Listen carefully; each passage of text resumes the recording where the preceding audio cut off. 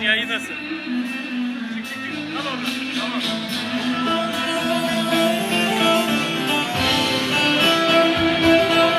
Şöyle telefonun flaşlarını görebilir miyiz dostlar?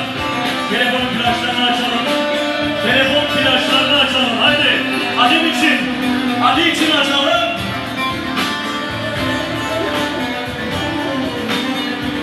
Harikasınız.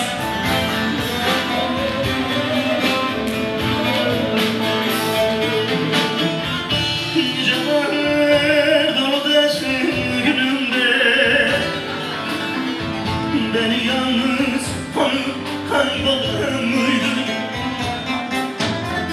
Ben seni koymuşken dostum yerine savruldum havaya, kül duman mıydım? Gece kapı dolu dertli günümde beni yalnız kaybolan mıydım? Ben seni koymuşken dostum yerine savruldum havaya, kül duman mıydım? Yoksa insan değil bir yılan mıydı? Sonsuz yalan mıydı? Söyle yalan mıydı? Çürüsün ağacın kurusun benim. Sevdam yalan, kendim yalan, sen yalan mıydın? Yoksa insan değil bir yılan mıydı? Sonsuz yalan mıydı? Söyle yalan mıydı? Çürüsün ağacın kurusun benim. Sevdam yalan, kendim yalan, sen yalan mıydın? Hani bir dalmış yürekse harikasınız.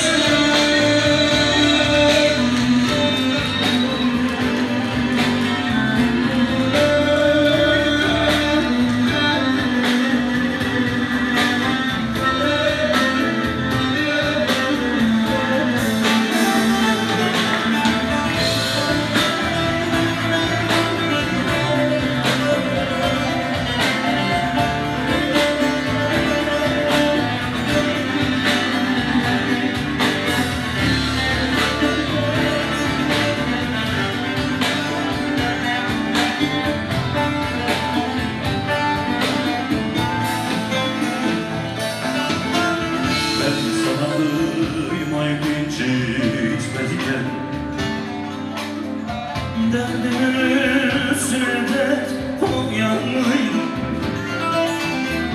Dallanmış ömrümü sana vermiştim. Yırtılacağımı bilsem mıydım? Ben sağlığım ay geçmezken derdimin üstüne dert koyan mıydım? Dallanmış ömrümü sana vermiştim.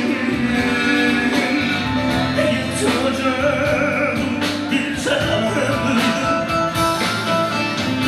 Yoksa insan değil bir yılan mıydı? Sonsuz yalan mıydı? Söyle yalan mıydı? Çırpsa acım bulursun beni.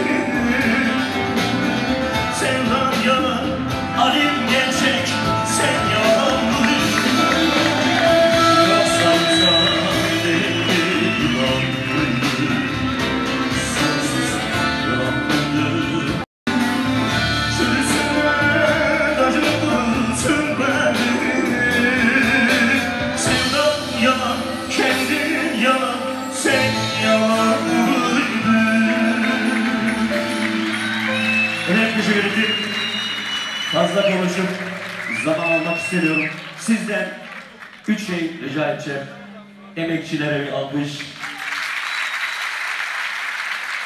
Eren Özüperiz için de bir alkış.